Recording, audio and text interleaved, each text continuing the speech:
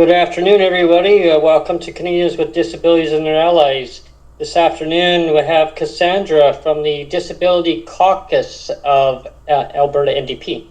Thank you very much for coming on to the show today. It's always a great pleasure to have wonderful guests like yourself. Right on. Thank you. Thank you.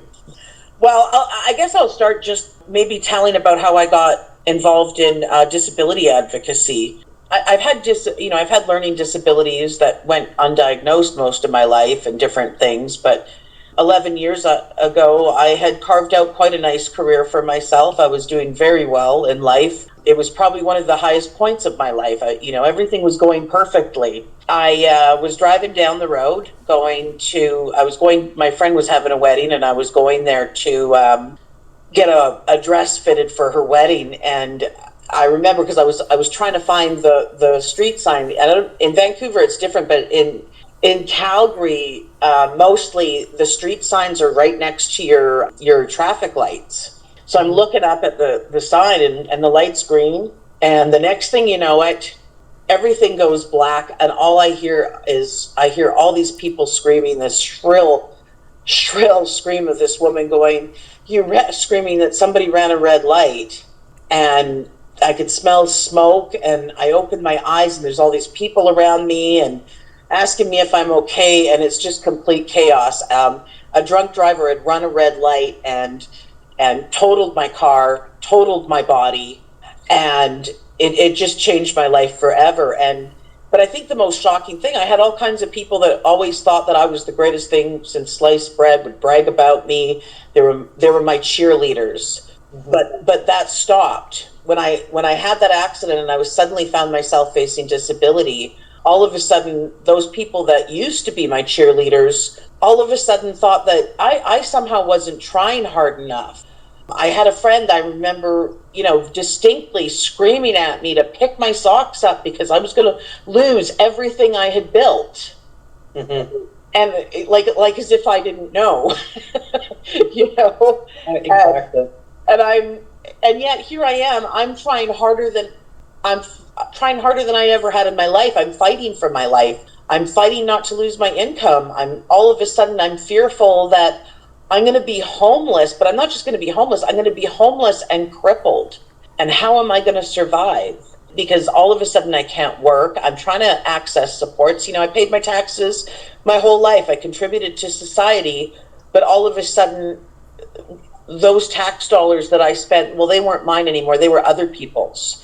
And I didn't deserve all those supports that I paid into, that I always thought would be, that I didn't mind paying my taxes for, because I thought, well, then they're going to be there for me if, God forbid, anything happens. All of a sudden, I'm having to fight and explain and prove, and, no amount of doctor's notes and MRIs and whatever, people still just wouldn't get it. And like I said, it wasn't just my friends and family that were feeling this way, but society itself had suddenly decided that I was erased. Mm-hmm. Everything I had done before was erased. I was not worthy of the support of society. I was, worse than the dirt on the bottom of your shoe all of a sudden, because I could no longer contribute to society in their minds. And going through that, in a previous life when I was in Vancouver, I used to be a social worker, and I used to help people. And I realized that those advocacy skills could come in handy, because I'd done a really good job. Even though I was still fighting harder than I should have, I'd done a better job than most people were, because I had these advocacy skills. So I started joining these disability groups online, and I would see comments by people, and I try to help out individual people just navigate the system, help them get the supports, explain to them what their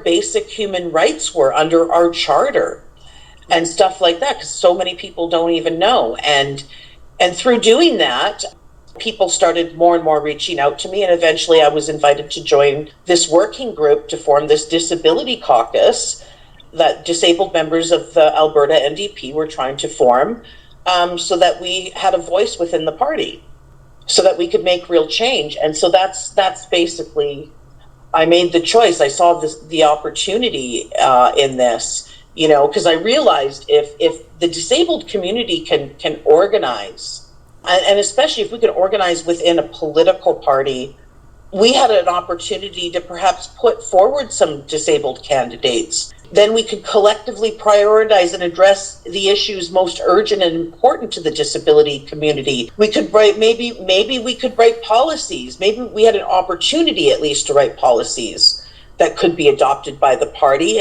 And if we could get disabled candidates elected, then we could have representatives that could bring legislation to the table that truly represented our needs. Because so often legislators do not. There's a lot of well-meaning politicians out there that want to do something, but they just don't get it. You know what I mean? They're worried about public opinion, so they always fall short of the mark. But I truly feel that as a disabled community, it doesn't have to be in a political party like I'm doing, but if the disabled community gets together, we are, according to Stats Canada, this is a Stats Canada, 1 in 5 Canadians identify as having a disability. But 22% of Canadians identify as a disability. That's a lot of people. If we all collectively use our voice and start saying enough is enough, start saying this is what we need, there's enough of us that we can make them listen. But we have to get together and we have to use our collective power to do it. Absolutely. And, everybody should, be able to live with indignity, right? And have the proper supports that are there. I mean, under the Charter, we do have the rights of under persons with disabilities in Canada.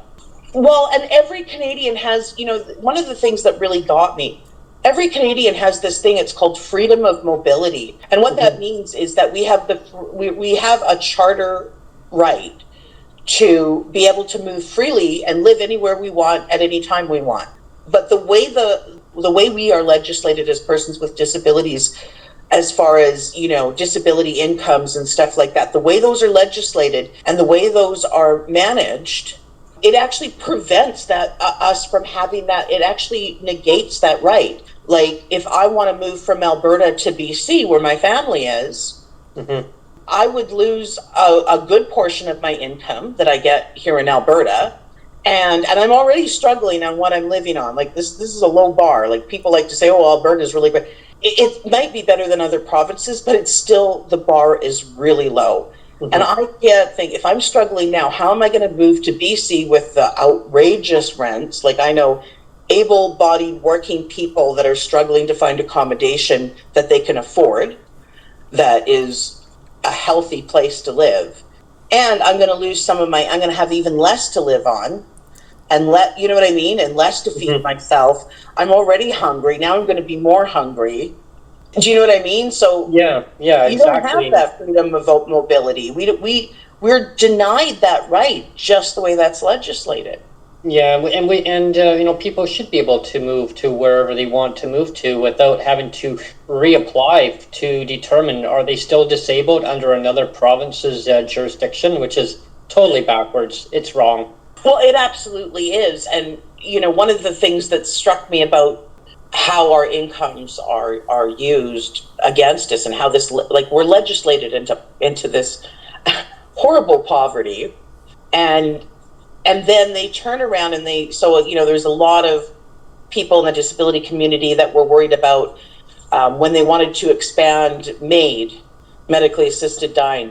People were worried and nobody could understand what they were worried about. And now move forward to 2022, we're hearing the stories. There's this one article I read about a woman in Ontario who is disabled. She had some of her disability supports cut in the form of, support persons. She couldn't find an accessible place to live that she could afford, so she's in a suite that's inaccessible to her, and she's suffering. And the suffering was so great, and all these powers that be, provincial, federal, municipal governments, all come around and say, oh, well, we can't afford to give you that. We had to cut that to do this, or we had to cut that to do this. But what they've done is, by making those cuts, they've created such suffering in her life that she can't get ahead, that she actually applied for MAID and she got approved.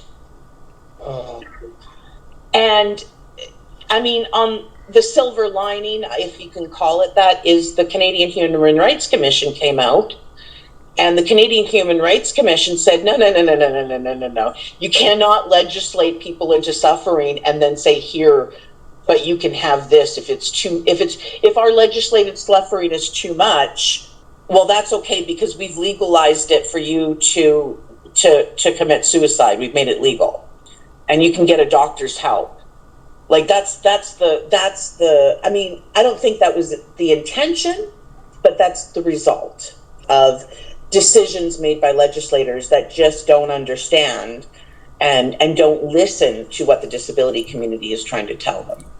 yeah, and it's there's so many parts of that were legislated in which didn't need to be done. I mean, if a person is suffering due to their health, I mean, I understand that that part totally, but because it's legislated in of saying, well, we're not going to give you the proper financial supports to help you to better your health or better your well-being.